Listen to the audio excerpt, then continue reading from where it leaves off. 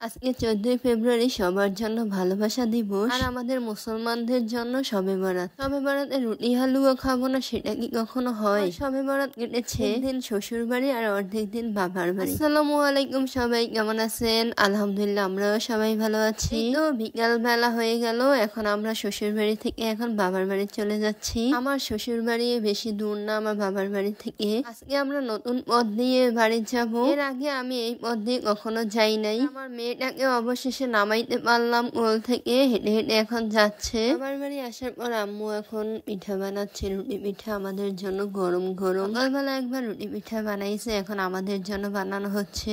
বাড়ি আসতে আসতে প্রায় সন্ধ্যা হয়ে গেছে। আমার শবে বরাত আর ঈদ এরকমই কাটে। সকালবেলা কাটাই হচ্ছে শ্বশুর বাড়ি আর বিকালবেলা কাটাই হচ্ছে বাবার বাড়ি। তো এখানে সকালবেলা বানানোর অনেকগুলো রুটি পিঠা আছে, তারপর আম্মু এখন আবার নতুন করে বানিয়ে দিচ্ছে আমাদেরকে। এখানে গরুর গোশ রান্না হয়েছে, সাথে সুজির হালুয়া তো আছেই। এদিকে আমার আম্মু অনেকগুলো পেঁয়াজ রসুন কিনে রাখছে। সময় অনেক পেঁয়াজ রসুন লাগে, তাই রোজার সময় সবকিছুরই দাম বেড়ে যাবে, তাই আগে থেকে পেঁয়াজ রসুন কিনে রাখছে। আর এখন তো সবকিছুরই দাম অনেক কম, তাই আলুও রাখছে কিছু কিনে। সময় সবকিছুরই দাম বেড়ে যাবে। এখানে আমার মা রুটি বেলা শুরু করে দিয়েছে। শবে বরাত মানেই হচ্ছে নামাজ পড়া আর মিষ্টি মুখ করা।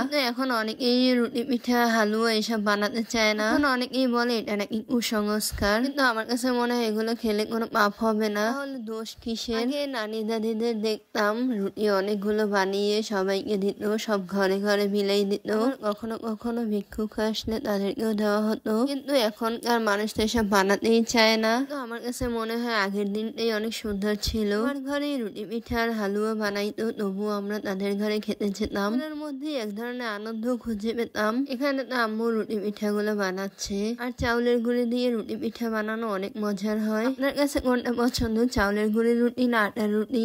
অবশ্যই কমেন্ট করে জানাবেন। রুটি বানানো প্রায় শেষ। এখানে আমার বোন রুটিগুলো ভেজে নিচ্ছে। চাউলের গুঁড়ি দিয়ে রুটি বানালে এগুলো ফুলকো ফুলকো হয়। তো আমার মায়ের রুটি বানানো শেষ। আজকে কে কে ঘুরতে বেরিয়েছেন অবশ্যই কমেন্ট করে জানাবেন। তো রুটি ভাজা প্রায় শেষের দিকে। সকালের রুটিগুলো মাটির চুলায় ভাজা হয়েছিল, আর এখনকার রুটিগুলো গ্যাসের চুলায়। এখন তো রাত হয়ে গেছে, তাই রান্নাঘরের দিকে আর যাবে না। এখানে আম্মু তরকারিটা একটু গরম করে নিচ্ছে। আর এই তো এখন খাওয়া দাওয়া চলছে। সুজির হালুয়া, সাথে গরুর গোশের তরকারি, সাথে চাউলের রুটি। কি মজার, তাই না? মেয়ে ঝাল খেতেই চায় না, তাই সুজির হালুয়া দিয়ে রুটি খাচ্ছে। এখন আগে তো দাদার বাড়ি থেকেও খেয়ে আসছে। আজকে শবে বরাতের দিনে আব্বু আসলো না, আব্বুর জন্য সকালবেলা আবার রুটি পিঠা আর গরু গোশ রান্না করে পাঠিয়ে দেবে। আব্বু কখনোই শবে বরাতে আমাদের সাথে থাকতে পারে না, আসবে হচ্ছে ঈদের সময়। এই তো সবাই মিলে এখন খাওয়া দাওয়া চলছে।